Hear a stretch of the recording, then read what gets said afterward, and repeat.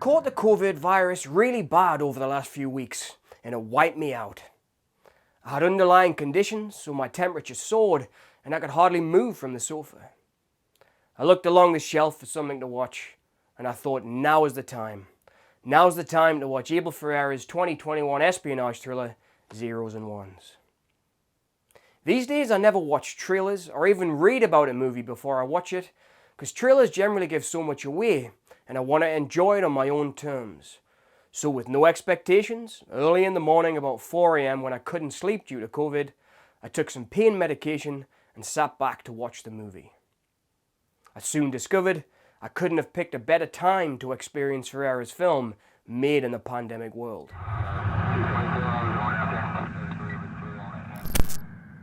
In Zeros and Ones, Ferrara's direction, Sean Williams' intimate focus-shifting cinematography, and Joe Delia's excellent score and sound design create a dark, atmospheric whirlpool of digital information that questions and perplexes the audience when we are invited to follow Ethan Hawke, JJ, an American soldier in Rome, down a rabbit hole of espionage. The film takes place in a world where everyone and everything, even the air we breathe, needs to be questioned and could be an enemy. Zeros and Ones begins with a piece to camera by Ethan Hawke, directly addressing the audience about his first impressions of the screenplay and how and why he chose to get involved in the film. The clip was originally intended to help raise funds for the movie. Some reviewers of the film have said that the book ending from Hawke at the beginning and the end of the movie seems out of place, and why bother to watch a film at all if someone is going to explain it to you or give you their opinion? Personally, I see the opening as an invitation and a welcoming to the film, an invitation to the party. Ferrara said in conversation, "We're creating the movie as we do it, as pandemic filmmakers. We go to so many remote festivals, so a remote message from the director or the actors seemed very normal." Ferrara is upfront about this film being made in the pandemic. He doesn't hide it. Therefore, I see the film as an artist's response to living in the pandemic world. The pandemic setting of the empty streets in Rome, masks, hand gels and thermometers looks every bit as dystopian as anything in cinema that has come before it. Who knew that one day we will be living in a world as strange and alien as any piece of science fiction? A lot of filmmakers try to forget that there was a pandemic and escape it or work around it, but in true Ferrara fashion, he embraced the nighttime pandemic world and made it a part of the movie. This blurring of reality and fiction is nothing new to Ferrara's work. His documentary work often contains dramatic reenactments, just as his fiction films often cross the line between genres. For example, he used psychology and actual footage of war atrocities in The Addiction as one of the main parts of the story. The use of Hawke's self-shooting introduction reminded me of Ingmar Bergman's The Passion of Anna, when Bergman cut to interviews from his actors talking about their characters and their acting process, and these were cut to during the fiction of the film.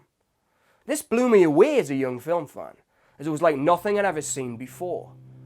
It taught me that once film grammar is learned, it can be broken to elicit a response from an audience.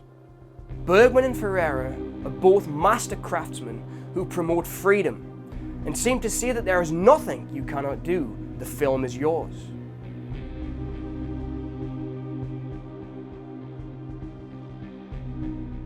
Ferrara seems to be working with complete artistic freedom these days, and it's awe-inspiring to watch. I've always thought of Ferrara as a street-level filmmaker. His works feel like they are made at ground level. His ideas are lofty and often really emotionally challenging, like say in Nero's Hotel or The Blackout, but there is a grounding to his work that makes it feel accessible to a working-class person like me. His films are emotionally complex, yes, and have complicated explorations of faith and themes of personal struggle, but I never feel like Ferrara is talking down to me. Ferrara said on a press junket for the film that most people just buy a ticket and let the journalists do their thing. You don't have to have an opinion of it. You don't have to write about it, just experience it.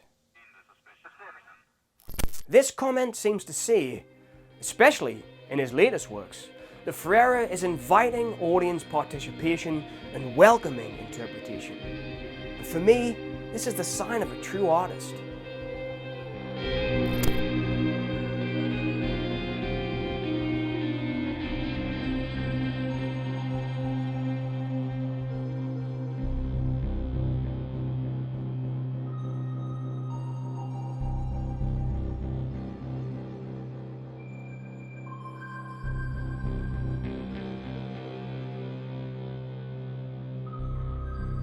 Hawke's introduction is an invitation, and when he again appears with his thoughts at the end of the film, it seems to me to be promoting a shared experience.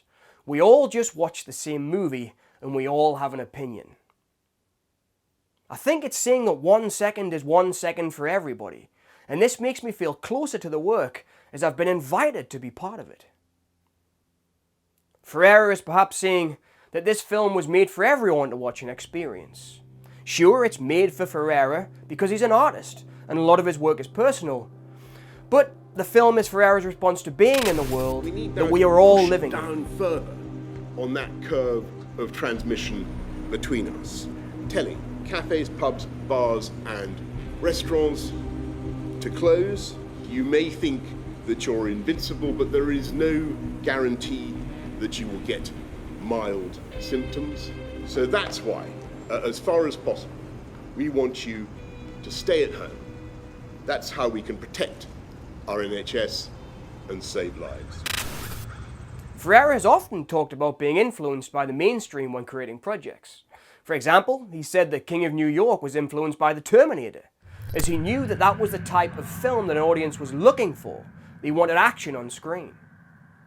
He has also said that The Driller Killer was influenced by the Texas Chainsaw Massacre, as he could say to possible investors, look, here are the top 10 grossing films in Variety.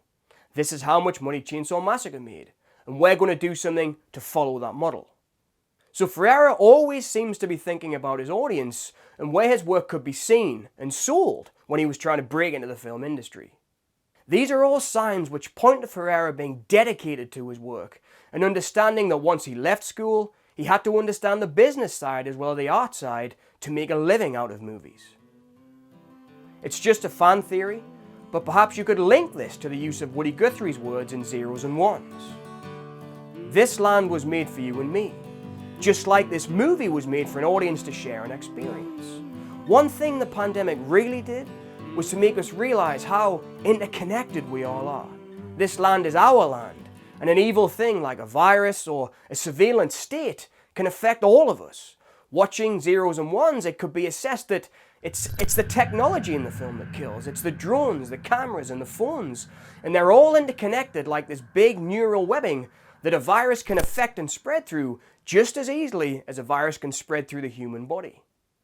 The fear is everywhere, on every street corner and on every screen. And that to me is a big part of what Zeros and Ones is about. Fear. More specifically, the fear of losing the small freedoms that we all have left. When the dawn breaks at the end of the film, there is hope when we see children playing in the park. I think this was a message from Ferrara of hope. Hope for our children and a hope for our future. He's saying, let's not forget what the simple pleasures of walking in the park really means. It means freedom. Freedom from governments, freedom from lies and war. What's important is the hope for freedom for everybody in the new dawn. Ferrara in an interview put it like this: what is out there in the dark? What is the future going to bring? What is the hope? The hope is that you can bring your kids to the park and play. You can have an espresso in the cafe. All the things you take for granted that, when you're locked up in your house for quarantine, you do anything for. The simplest deal, just going for a walk. We don't take it for granted anymore. This is what Zeros and Ones is about. Listening to Ferrara talk about freedom perhaps helps explain his style and how it's evolved over the years. It's no accident that his latest works seem like a stream of consciousness, and they seem to organically unfold as they appear on the screen before us. In an interview about The Driller Killer in 2016, Ferrara said, "I felt everything as a warm-up. We're rocking and rolling, you know." What did Pasolini say? he writes a 1700-page novel and then says that's a good preamble to what I really want to see. We're about to make our first movie. These are preliminary fights. Now we're going for the main event. Listening to Ferrara say that makes me think about his work process of constantly learning and adapting to the best way to work. Ferrara is going to achieve his vision no matter what. Even if it doesn't work out, it's a good preamble to the next piece of work. This again is so inspiring to hear an artist to talk this way about his process. You just need to get out there and make the work and go where the work leads you. Fantastic work ethic, which helps explain Ferrara's continuing prolific output in documentary and fiction cinema today.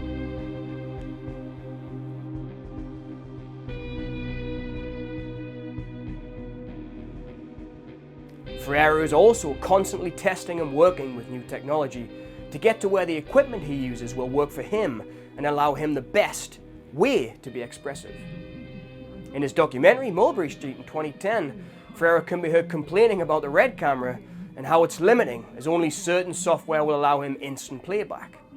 He can't find the technician who runs it because the technician won't work past 9 o'clock at night. This shows us Ferrara's aggressive passion as an artist. He can't understand why somebody working on a movie wouldn't work past 9 o'clock. This makes me love Ferrara even more, as he seems to see his work as a true calling, and he doesn't just put the camera down and go home at 9 o'clock. With him, filmmaking and to keep moving is what it means to be alive.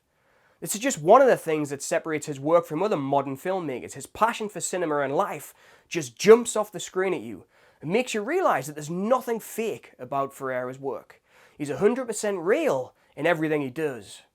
He's constantly testing the limits and seeking out what the new technology can do. And I believe with his latest films and documentaries, Ferrara has found a great current digital workflow that works for him. And that workflow is one of the factors that helps with his prolific stream of consciousness output that we've seen from him lately. Often working on 2 or 3 films at a time. Though with Ferrara, this is nothing new, having shot one of his most revered works, Bad Lieutenant, in 18 days while in pre-production for his film Body Snatchers, well before digital filmmaking freed up the workflow of working on multiple projects at the same time. Ferrara said when talking about zeros and ones that self-expression, I think, is essential to any quality of life. We have to nurture it, believe it, but it takes us a while to understand that. I think what he is commenting on is that he has learned over time to be a true craftsman, who has his process down to the point where he can shoot a fantastic film like Pasolini in 20 days. This shooting process that he's developed over time really adds to the look and feel of Zeros and Ones. The film has an urgent, minute-to-minute style where we feel like we are running alongside JJ as he frequents all these seedy underbellies of espionage in the city, which shows echoes of Ken Kelcher's documentary-style camera that was in Bad Lieutenant. Ferrara has now developed his own cinematic language and technique, which is clearly visible. And his style in all of his work, this organic style, is clearly visible in Zeros and Ones. And the film feels like a documentary on fear almost. Some said that the low budget of Zeros and Ones was visible on screen, especially in the explosive special effects sequences. But what I see is a personal work from a director who has achieved a cinematic language that is all of his own. For me, Ferrara has created a movie that has a fantastically deep and dark atmosphere, which draws me in deeper and deeper as I watch those pixels and high contrast digital images drifting across the screen in this almost dreamscape of a thriller. It's a great movie from a great filmmaker who at the moment is making some of his best and most experimental work. To end, when Ferrara was asked what the meaning of the film's title was, Zeros and Ones, he simply said, "It's what you're looking at. We're shooting on digital, and that's what you see." So this has been my appreciation for one of my favorite directors' latest works, Zeros and Ones. It's a fantastic movie from a continuingly great filmmaker. Thanks for listening.